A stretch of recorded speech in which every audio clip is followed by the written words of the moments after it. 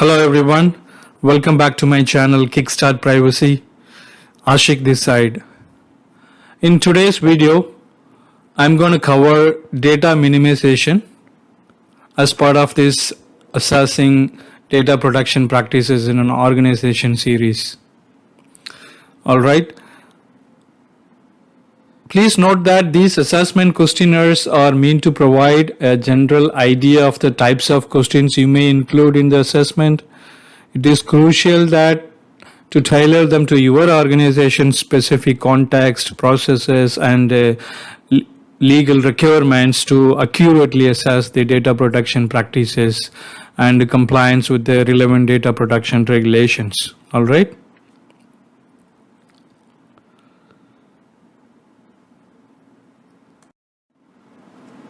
So, data minimization.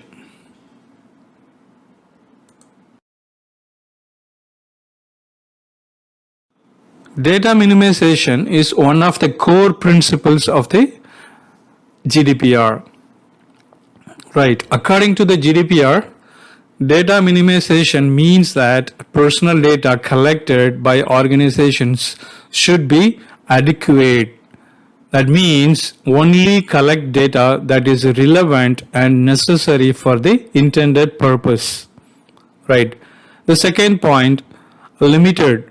Restrict data collection to what is essential for the specified purpose and not excessive. Right. Do not collect more data than required for the specified purpose. All right. So when it comes to data minimization, you need to cover these three highlighted points, okay, which is adequate, limited, and not excessive. So in essence, organizations should only collect, process, and store the minimal amount of personal data needed to fulfill their specified purpose and to achieve their service objectives. All right. Now let's move on to the questionnaires.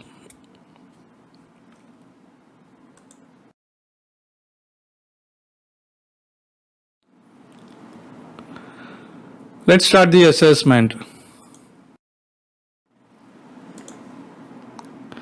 The first question, is personal data collected limited to what is necessary for the specified purpose? So I have options, I have four options actually. Option A is always says that yes, we are collecting the data limited to what is necessary, and the rest of them are, the status may vary, okay, according to your organization. So you answer based on what you have currently in your organization, and then I will give the reasons. If yes, it is there, then there is a reason behind it. I will explain to it with a relevant example, and I will also talk about the other options which are not the right one and the risk involved. All right. Let's see the options one by one. First one, yes, personal data collection is limited to what is necessary. Option B, no. There are no personal data collection include excessive or unnecessary information. Option C, some personal data collection is limited, but improvements are needed for comprehensive compliance. Option D, limitation of personal data collection has not been assessed. Okay, so I will go with option A, and I have the explanation to talk about with an example, and I will also say if you have as per the option B and C and D, what are the risks involved, right? So option A, yes, we are collecting the personal data limited to what is necessary. I give you an example here. If a company is organizing a webinar, the specified purpose is to allow individuals to register for and attend the webinar, right? So they might need to use the names and email addresses of attendees to send out invitations and reminders, right? However, under the principles of this data minimization, they should not be asking for unrelated information like the attendee's home address or date of birth, no, unless there is a clear justified reason for it. All right. So, limiting personal data collection to what is necessary, minimizes the privacy risk. It reduces the amount of data stored and helps comply with the principles of data minimization under the GDPR. So what about if your organization status is based on B or C or D? So option B, collecting too much information, right? So more data, so that means you have more data to manage and secure, right? It is a risk. And also the higher cost involved in the data storage and protection perspective. And there are potential legal fines if there is a breach, right? And if you have a status as per option C, even with some data protected, any extra data poses security concerns, right? So that means partial efforts might lead to reputation damage if exposed. Legal risk, still persist. What about option D? If you have the status as per option D, not checking how much information is collected. So that means, lack of oversight. This can lead to costly mistakes without audits. Unnoticed vulnerabilities can result in data breaches, leading to financial and reputational loss. Legal action, could be more severe due to negligence, right? Let's move on to the next question.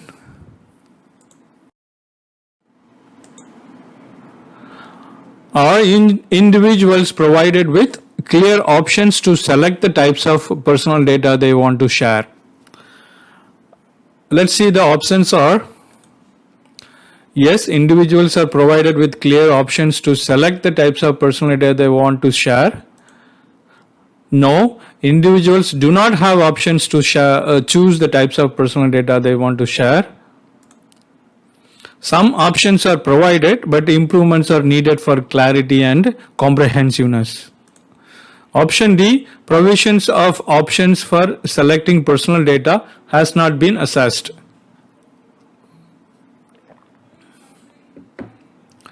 So as per option A, if your organization's following the practice, then of course the answer would be yes, the individuals are provided with clear options to select the types of personal data they want to share. So I have a small example here. How do you achieve this compliance? For example, if you are an online retailer, they might take the following approaches: mandatory versus optional. In the form they have on their website, they need to mention which are mandatory, so that, for example, they wanted to ship the items you purchased to your home address. So you might need to provide an address to get your purchase shipped. And they need to also mention the optional field, like your style preferences in the example, right? And also explicit consent, before tracking your browsing history, browsing behavior, a pop-up might appear asking if you are okay with the cookies tracking this data, right? Then you should have an option to say yes or no, right? So the explanation here is, providing individuals with the clear options to choose the types of personal data they want to share respects their rights, autonomy, right, and allows them to exercise control over their personal information.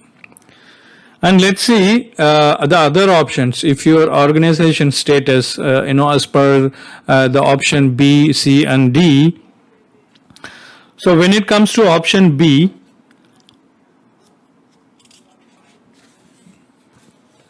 no individuals do not have option to choose the types of personal data they want to share. Not giving people choices about their data can make them upset and lose trust in the organization. This can lead to fewer customers and potential legal troubles, right? And what about option C? Some options are provided, but improvements are needed for clarity and comprehensiveness. Offering only some choices or unclear choices might confuse or worry users. This can damage the organization's reputation and still lead to legal problems, right? What about option D? If the organization has not been checked how it gives choices to people, it might be missing mistakes. This can cause unexpected problems later, like upset customers or fines, etc. Right. Let's move on to the next question. Number 3. Is personal data collected directly from the individuals accurate, complete, and up to date? Let's see, the options are: yes, personal data collected directly from the individuals is accurate, complete, and up to date. Option B, no, personal data collected directly from the individuals is often inaccurate or incomplete or outdated. Option C, some personal data collected directly is accurate, but improvements are needed for completeness and accuracy. Option D, accuracy, completeness, and currency of directly collected personal data have not been assessed.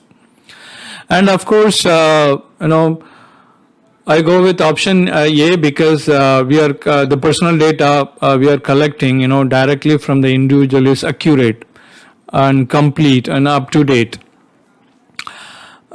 So if your organization following this practice, then you can say this as yes.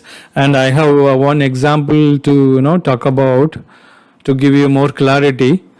For example, consider an online shopping website, where customers are prompted to review and update their shipping address and payment details each time they make purchase. Right. This ensures that packages go to the correct address and payments are processed without any issues. Now, by doing this, the website ensures that it has accurate and up-to-date information for each transactions, right? So the explanation here is collecting accurate, complete, and up-to-date personal data directly from the individuals ensures that the data quality and reduces the risk associated with incorrect or outdated information. What about your organization's status as per option B, C, and D? Option B, personal data collected directly from the individuals is often inaccurate or incomplete or outdated. So using inaccurate or old information, can lead to mistakes, right?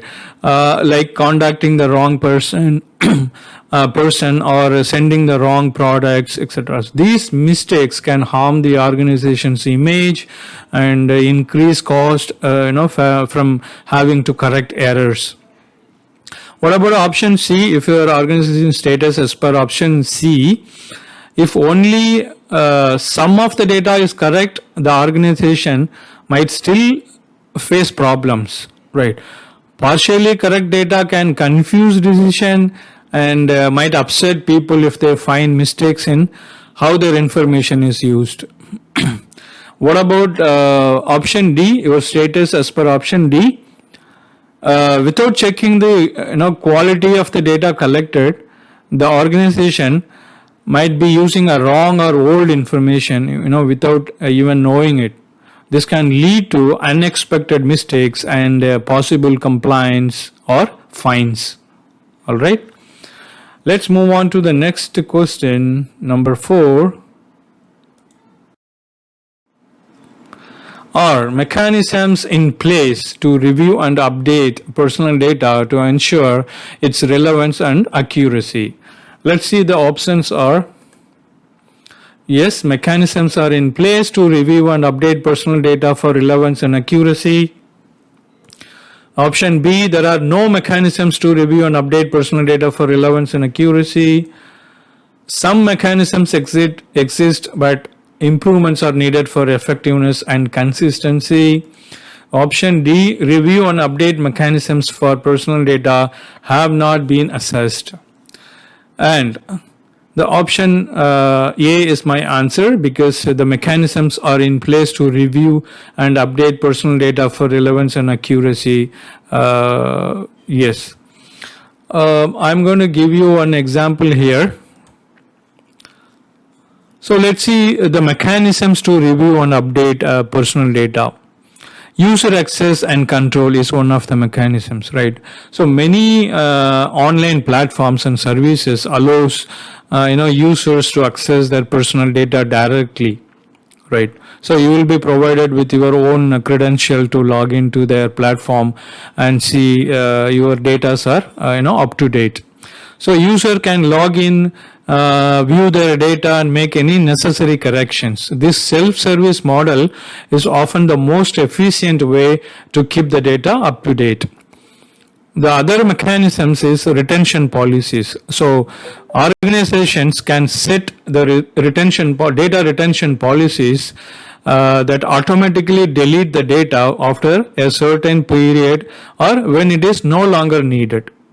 This actually ensures outdated data that does not linger in the systems indefinitely, right? So now let's see the options B, C and D are if your organization's status falls into any of these three categories, the status options. When it comes to B, without mechanisms to update data, the organization risk using old or incorrect information. This can lead to mistakes, upset customers, and can hurt the organization's reputations, right? What about option C? Having only some ways to update data or inconsistent methods means that some data might still be wrong or out of date. This can cause occasional errors, which can confuse the staff and of course disappoint the customers. Option D, if the organization hasn't been checked how it updates data, it might be missing important steps or making errors, right? So this can lead to surprises later, like finding out data is wrong or facing compliance. Let's move on. Okay, let's see the explanation before moving on to the next question. So implementing mechanisms to review and update personal data helps ensure its continued relevance and accuracy, enabling organizations to maintain data quality and compliance with the data protection requirements. All right, let's move on to the next question.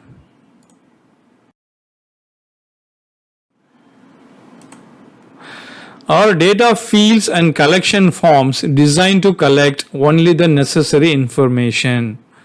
All right, let's see the options are: yes, data fields and collection forms are designed to collect only the necessary information.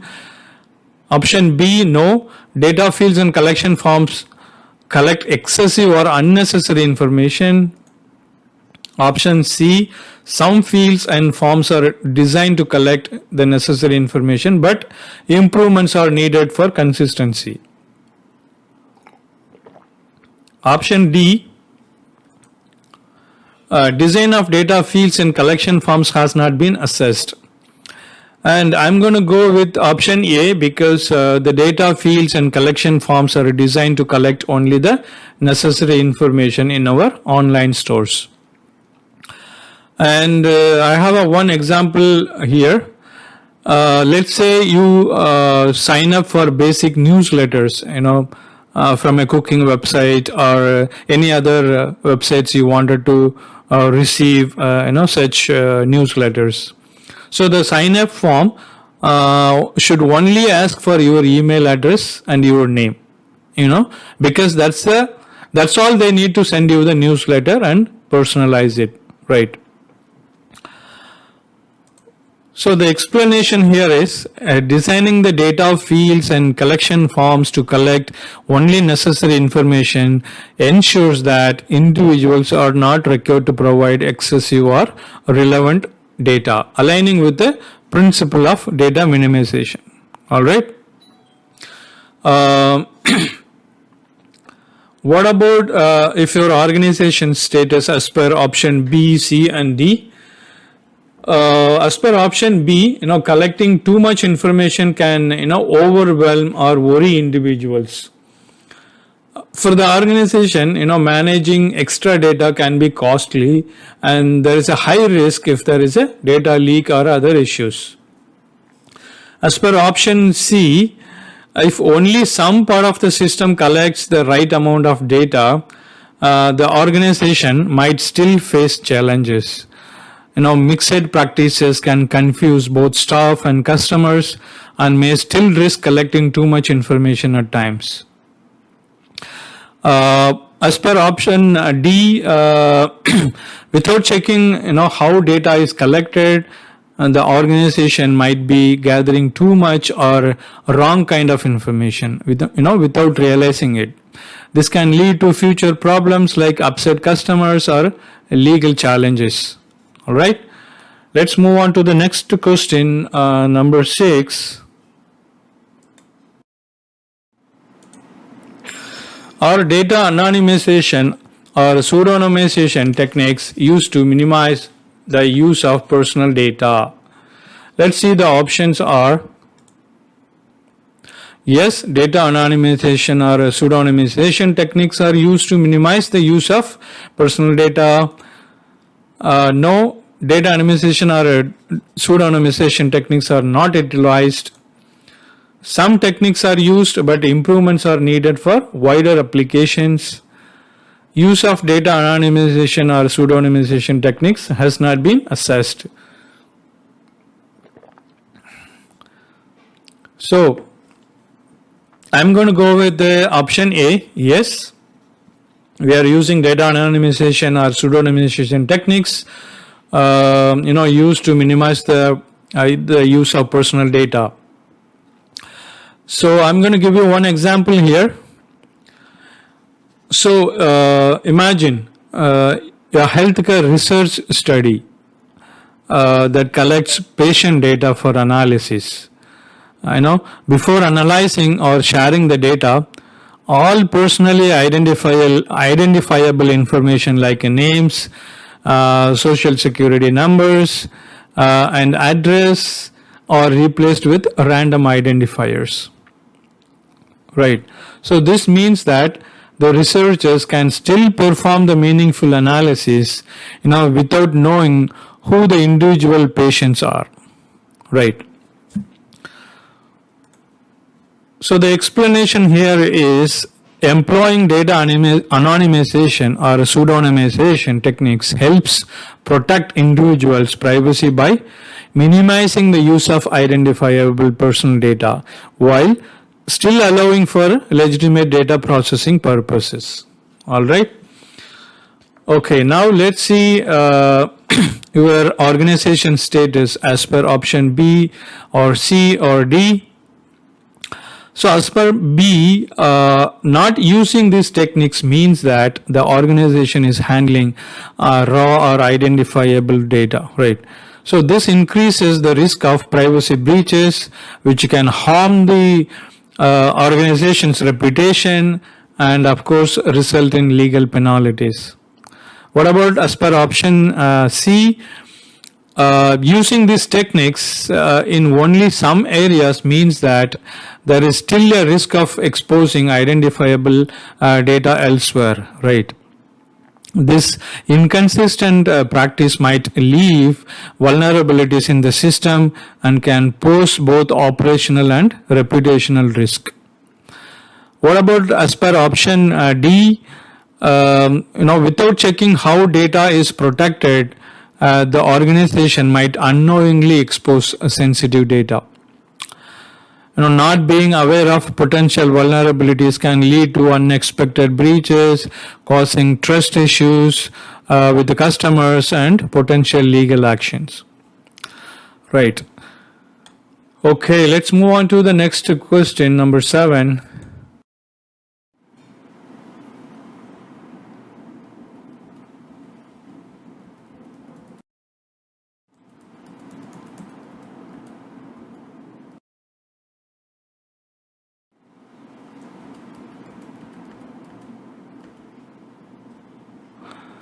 Okay, I need to explain this status for B, C and D. If your organizations falls under any of these B, C and D, for option B, without setting retention periods, the organization may hold on to data longer than needed. This can lead to increased storage cost, a higher risk in case of breaches, and potential non-compliance with data protection regulations. What about option C? In the case of option C, if only part of organization's data have set retention periods, or if these periods are not consistently followed, there is still a risk of retaining data for too long or not long enough, right? So this can lead to regulatory issues, storage inefficiencies, and heightened risk in the event of data breaches. What about option D? Not assessing the retention practices might mean the organization is unaware of how long data is being kept. This can result in unexpected problems from storage issues to non-compliance penalties or concerns from individuals about how their data is handled. Alright, now let's move on to the last question. Number 10, are procedures in place to securely dispose of personal data once it is no longer needed? Alright, what are the options? Yes, procedures are in place to securely dispose of personal data once it is no longer needed. Option B, no, there are no procedures to securely dispose of personal data. Option C, some procedures exist, but improvements are needed for secure disposal practices. Option D, secure disposal procedures for personal data have not been assessed. The answer is A. If you are practicing these procedures and in place to securely dispose all the personal data when it is no longer needed, then you can say yes. And I have a small example here. Imagine a university that collects applications from students every year, right? So the applications contain sensitive information like their social security numbers, family income data, and their academic records, right? So the university has a secure procedures to delete or shred this information after the admission process is completed and the data is no longer needed.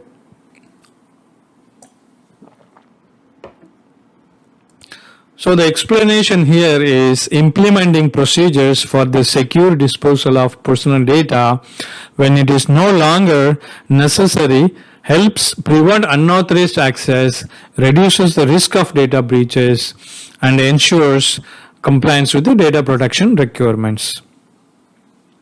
So if your organization falls into any of the option B or C or D, when it comes to option B, without proper disposal procedures, the organization risk unintentional data exposure, right, or breaches even after the data is deemed unnecessary.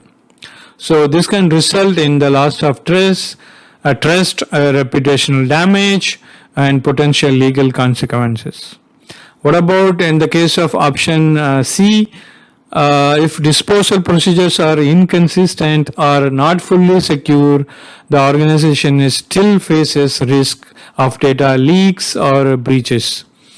Patchy procedures can lead to gaps in security, potentially exposing sensitive data to unauthorized parties. What about in the case of option D? Without assessing the disposal procedures, the organization might not be aware of vulnerabilities or gaps in its process, right? So this lack of insight can lead to unforeseen breaches, and without awareness, the organization might struggle to address and rectify the situation efficiently. So with this,